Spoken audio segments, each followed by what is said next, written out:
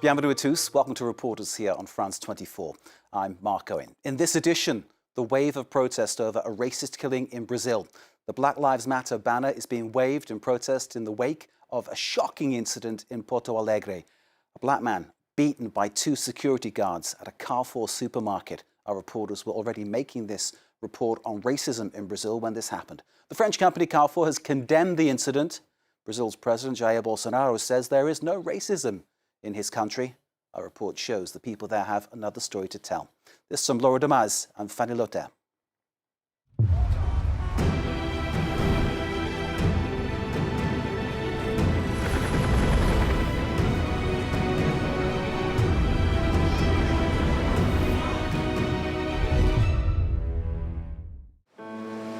September 30th, 2020. We're in São Gonçalo, one of the poorest rural municipalities in the state of Rio. Muito forte a gente vê assim uma vida de menino ser interrompida bruscamente pelo racismo estrutural que hoje nós vivemos nas comunidades de São Gonçalo. Rafaela attends the first tribute in memory of her son, who was shot dead during a police operation against a trafficker. It happened 4 months ago. Amid the coronavirus crisis, while João Pedro was playing with his cousins, the teenager fell dead, killed by the bullets of armed police who invaded the family home, accidentally. He was 14 years old.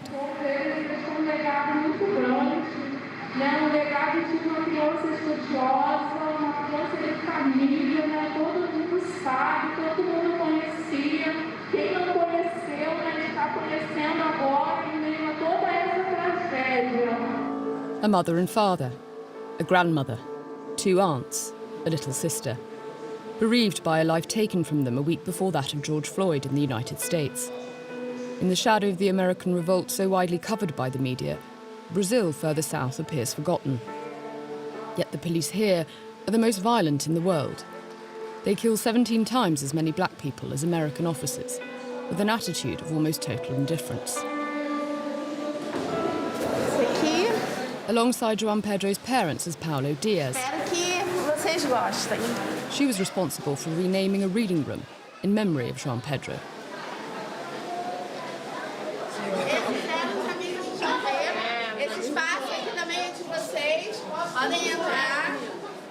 She runs an NGO that works for black youth in the suburbs, like Nathan, who was with João Pedro the day that he died. O que acontece? A gente tem que ensinar, parece que a gente tem que ensinar pouco a mais os nossos filhos. Olha, não fala isso, ó, tenha mais educação. Parece que a gente tem que educar o nosso filho a mais por ele ser negro. Entendeu? Tem que ser mais educado do que as outras pessoas. Isso não pode existir. Nós somos seres humanos iguais, independente da cor. Like João Pedro, 12 other black children died from stray bullets in 2020 in the state of Rio alone. The most recent in late December. No Rio de Janeiro, 2 crianças morreram baleadas em frente à porta de casa na Baixada Fluminense. Emily and Rebecca, cousins aged 4 and 7, victims from impoverished neighbourhoods. All are black. A level of racial violence which Paulo Dias responds to with culture.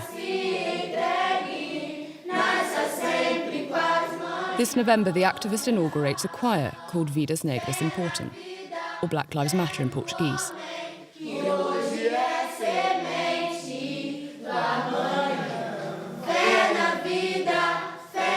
Although mandatory in schools since 1996, Afro-Brazilian history and culture is rarely taught in the classroom. Vamos estudar a valorização da cultura afro, nem tudo que está conta nas nossas histórias. E eu quero mostrar para vocês que o negro pode sim, pode fazer o que quiser, pode chegar onde quiser. E vamos lutar para vocês ser grandes cantores, grandes músicos. Descendants of the 4 million Africans who were forcibly brought to Brazil, but not all of these school children know that their country was the biggest slave territory in the Americas. A mãe da minha tataravó, ela também foi africana não, escrava, e ela veio de lá da África para o Brasil no navio. Foi uma confusão de interpretação. Sua tataravó é africana, veio para o Brasil e foi escravizada. Os filhos, netos delas são brasileiros que foram escravizados, entendeu? Racism permeates the everyday lives of these young people, who often stay silent. In front of our camera, though, their muted tongues loosen slightly. Eu estava na praça com a minha irmã, com meu irmão. Aí eu estava com a minha avó. Tinha, não sei quanto, tinha 4 garotas branquinhas. Aí eu falei assim, posso brincar com você? Ela fala, não, porque aqui só participa gente branca. Porque aqui não tem espaço para gente negra. Quando a gente saiu, uma garota chamou eu e minha irmã de macaca, de cabelo duro. Aí a gente não contou para minha avó até hoje. Aí... A generation constantly discriminated against, and in whom Paula tries to instill a sense of pride for her skin colour.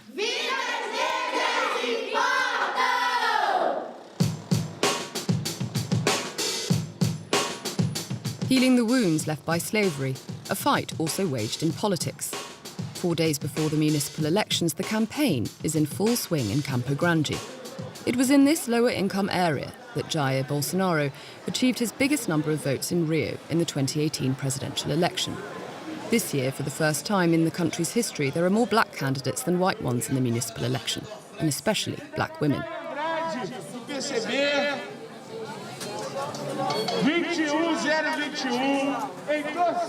A member of parliament for the past 2 years in Rio, Renata Souza was also chief of staff for Marielle Franco, a city councillor and staunch defender of human rights and the black cause, who was shot dead in early 2018. Claro, tudo bem com a senhora? Olha, eu faço votos para você ter uma dignidade muito forte. Você trabalhava que nem a Marielle, que eu adorava aquela menina, eu não sei porque eles fizeram aquela vontade com ela, ela é gente finíssima. Eu não sei, no dia da eleição, eu posso ter uma pena. Claro, Militia, with links to President Bolsonaro, allegedly shot Marielle. Her sudden death has left a sizable legacy. O racismo fundou o Brasil.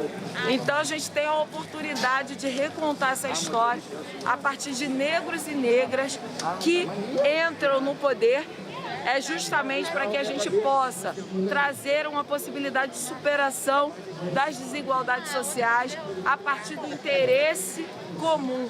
A entrada da população negra na política é uma questão de vida ou de morte.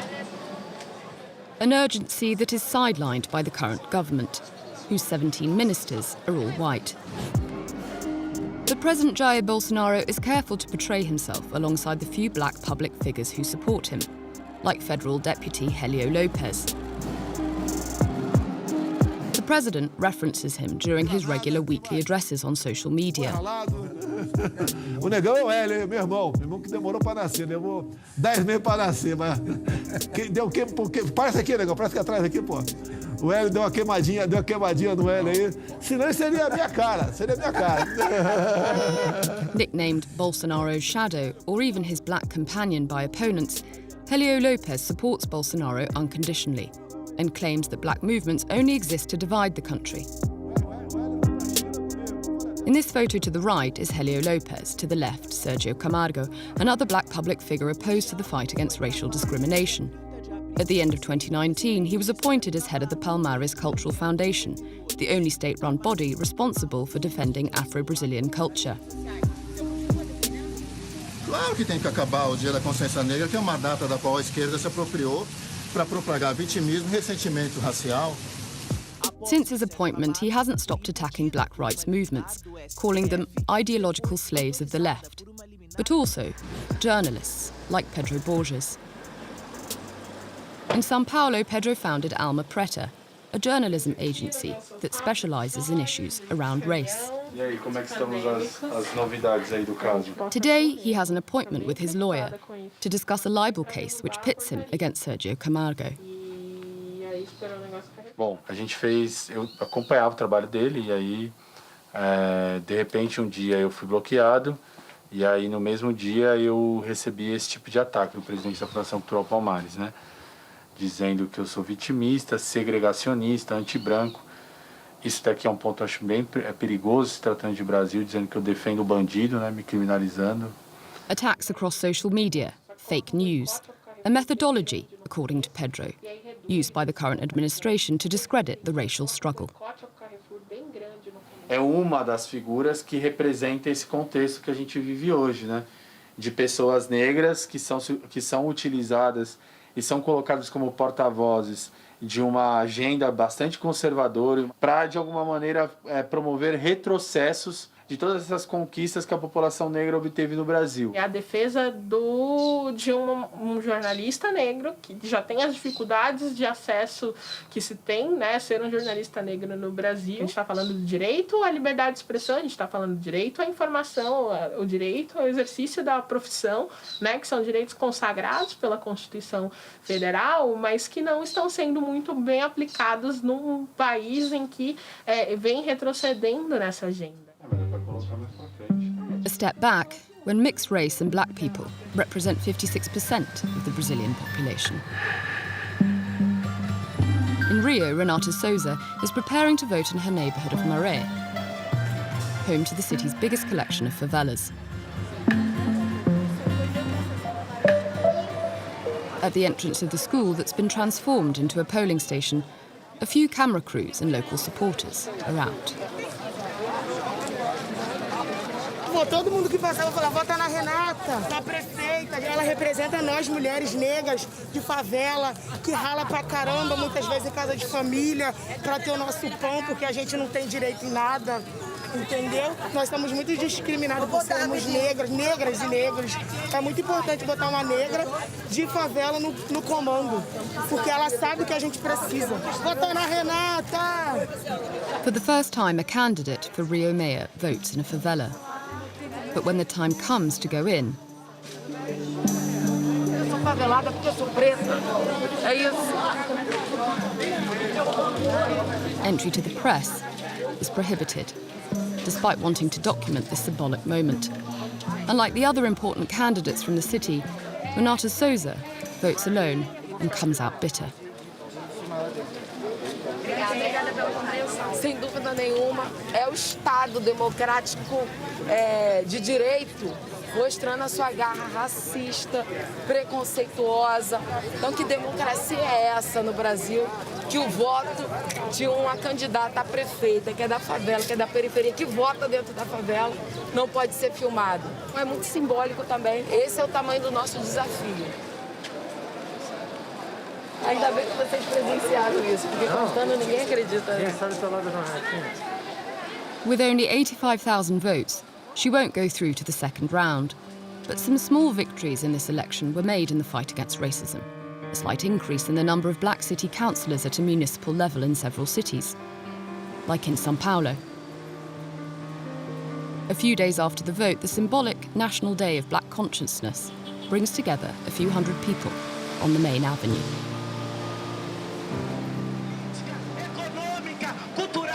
Nós queremos e colocaremos a pauta negra, a pauta das mulheres no centro do debate político. Vidas negras. Erica Hilton defies the current government. At 27, this activist is the first black transsexual woman to become a city councillor in the business capital of Brazil. But this year, the National Day of Awareness is marred by terrible news.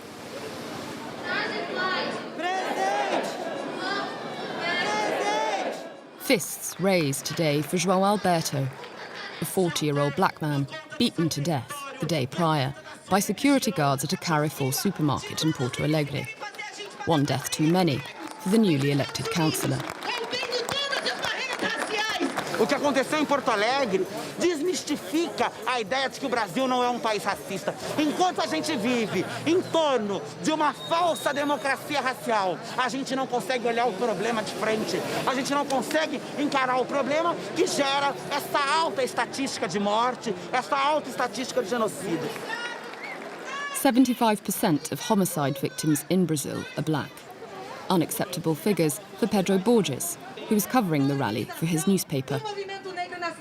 Cada 23 minutos a gente tem George Floyd aqui no Brasil.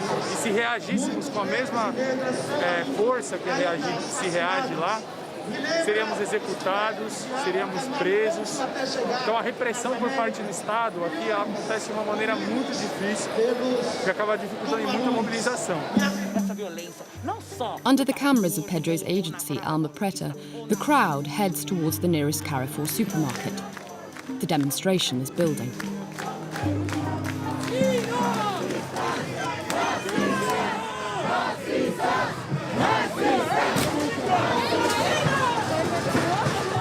A wave of indignation that spreads more peacefully in the subsequent days to Porto Alegre, Belo Horizonte, and even Brasilia, the capital.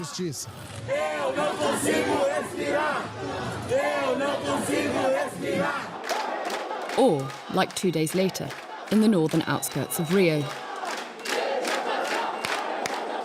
In front of Carrefour, part of a shopping centre complex, more than 300 people gather, angry at the French brand, which they are calling to boycott. Demonstrations across the country, but above all, a sudden stock market drop of more than 5% for the supermarket. Under pressure, the Carrefour Brazil group announces measures. New management contracts promised to 100 black people, a step forward in a country where they only account for 10% of these positions.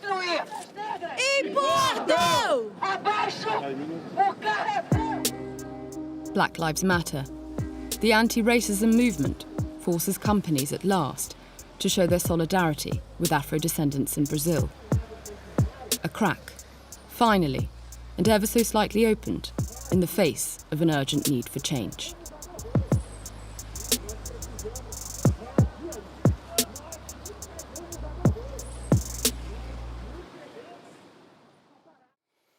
A report by Laura Damas and Fanny Lothar. More and more Brazilians, both there and abroad, are rallying behind the Black Lives Matter banner, and we will continue to report on their progress, combating what they see as the root cause of the wide inequalities in their society. Thank you for watching Reporters here on France 24. Stay with us and stay safe.